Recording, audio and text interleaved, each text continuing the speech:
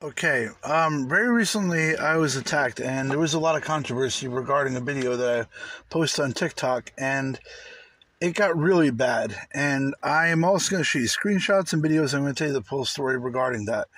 Um, but first, right after that, right here, I'm going to show. First, I'm going to start off by showing you the video that sparked so much controversy, and then I'm going to show you the screenshots.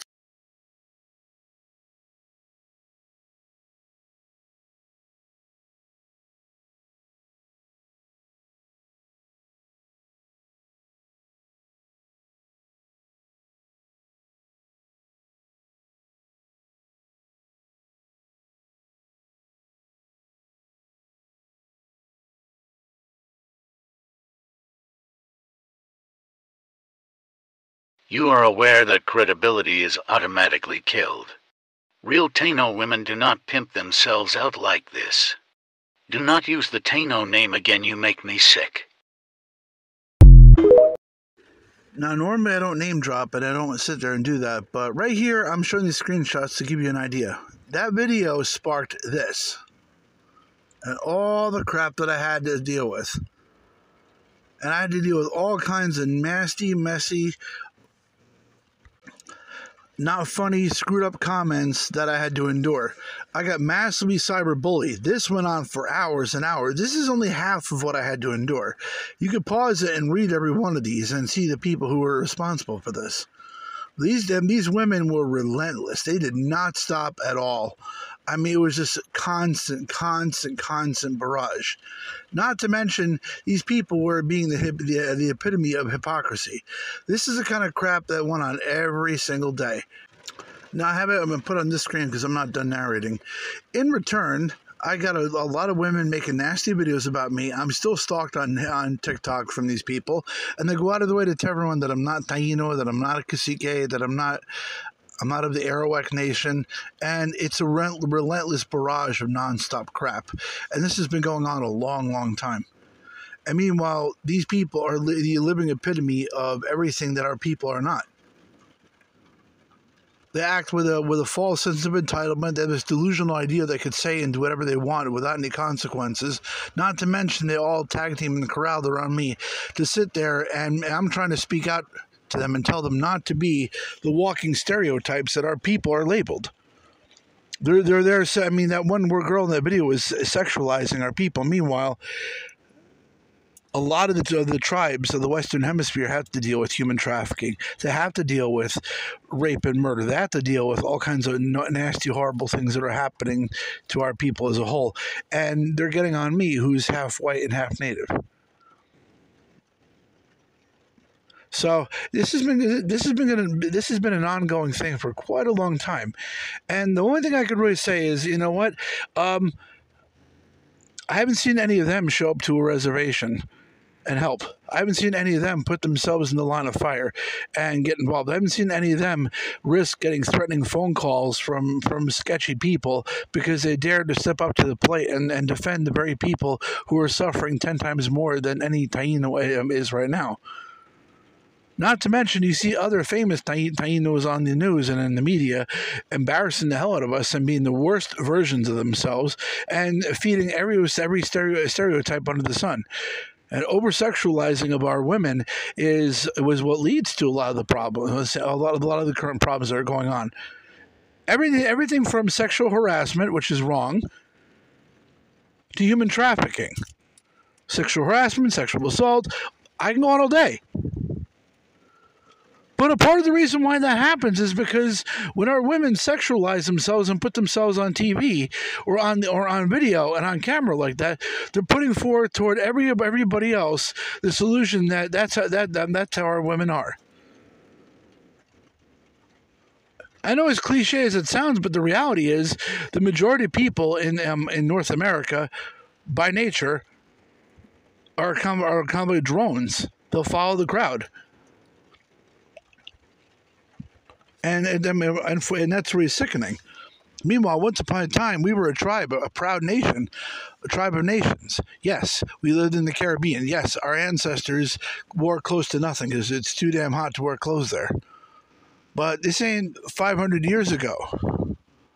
This is now. And for us to get back to the way things were, we have to sit there and buckle down and stick to it. But at the same time, I don't see any other taino, well, I mean, a handful of tainos getting involved.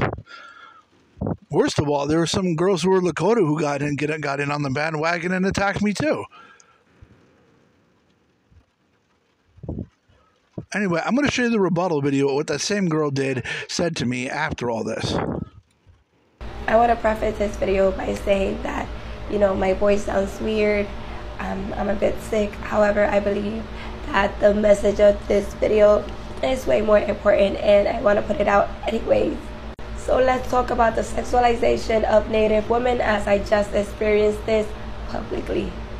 This is a result of a colonial mentality which has perpetuated harmful stereotypes and objectifications against Native women. Someone who upholds colonial cultural values cannot walk amongst us Caribbean natives. Our bodies are sacred. We are life bringers. We have this very unique connection with Mother Earth, and as Tainos, we come from the womb of the earth, and we honor this.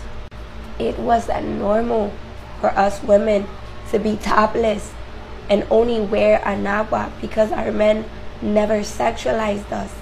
Only after the arrival of the colonizers and their introduction of this genocidal religion and the patriarchal dictatorship was when that concept was introduced. That undermines the freedom of women and reinforces the oppressive power dynamics. I want my Native women to realize and challenge these harmful attitudes and promote respect and equality for all women. The safety of Native women inside and outside of the community requires action and attention.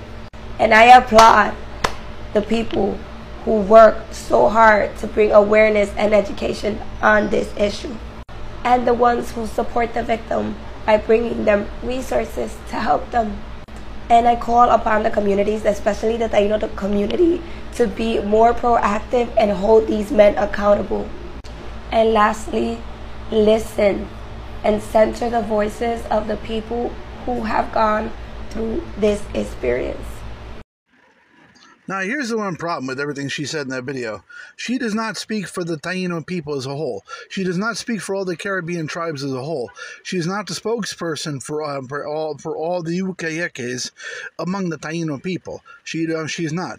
Number one. Number two, if you're trying to do activism, you're trying to get your foot in the front door. You don't sit there and go in the front door acting like that. Here's the thing. You know everything about our people. You're equipped. You know what you're talking about. Well, so does the other guy. The other guy knows everything you do and more. And they're going to use everything hypocritical that you do to shut you up, to discredit you, to shut you down. This is modern activism. You're going to go into a debate or go to a protest. Be damn sure you have nothing hypocritical in your corner that they can throw back in your face. That's how it really works. And unfortunately, there's a lot of people who walk into this not thinking about what they're doing ahead of time. Now, yes, a long time ago, that is how the Taino women dress. I will agree to that. My ancestors are Taino. I am Taino. But the reality is, today, the world we live in has been overrun by a colonist mentality. So until we get back to being a tribal way, we have to do what we have to do. We're fighting an uphill battle against a group of people that hilariously disagree with our way of thinking and our way of being. Now, that's not sexualizing. Am I sexualizing her? No. What I was pointing out was she was basically misrepresenting us and being a complete antithesis of what our people are and what our people are not. Now, yes, we proudly danced. We danced for tradition. We danced for ceremony. We danced to bless the Creator. We danced for a lot of different reasons, but we did not sit there and dance like we're in a rap video and put ourselves out there in a way to where you put young girls who are victims of human trafficking and girls who are victims of sexual assault, when girls who are victims of in every way, shape, and form have to look at that and think, she looks a lot like me. She's of the same ancestry as me. Why is her behavior putting me in this position? I had to sit there and explain this to someone who was a human trafficking survivor. And they saw it themselves. A taino woman who's a human trafficking survivor saw the video of her dancing and saw the other video and said, why is she doing this? And this poor girl cried her eyes out and lost it. The sad truth is, whether we like it or not, everything we do affects the Navajo and other Tainos and the Inca and the Cheyenne and all the other tribes of the Western Hemisphere. We have to acknowledge that we need to behave accordingly because our stupidity makes them suffer. Everybody famous and everybody not famous. Everybody who's just known on TikTok. That's how it is. Now, I'm setting the record straight. When I went into that, I was basically calling her out for her behavior because she's not even grasping or fathoming the reality of the trouble she's making for other people.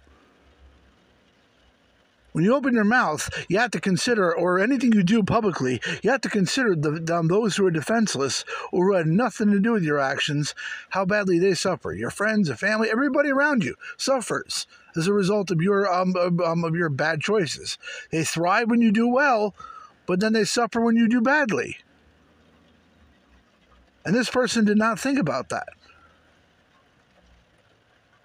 And now I'm the one who has to explain this shit to every other Taino cacique who's going to see this once it's on YouTube. So now that I'm setting the record straight, and now that I've gotten it out there, this group of Taino women who pretty much who thought they were entitled to speak on behalf of our people thought it'd be okay to attack me and make the assumption that I'm not Taino, which I am, that I'm not a cacique, which I am, and that I'm not heavily rooted into the Taino community as a whole, which I am.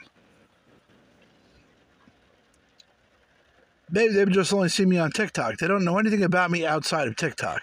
But now, everything that's been going on TikTok is not out there, and I'm going to be sending this to a lot of different people.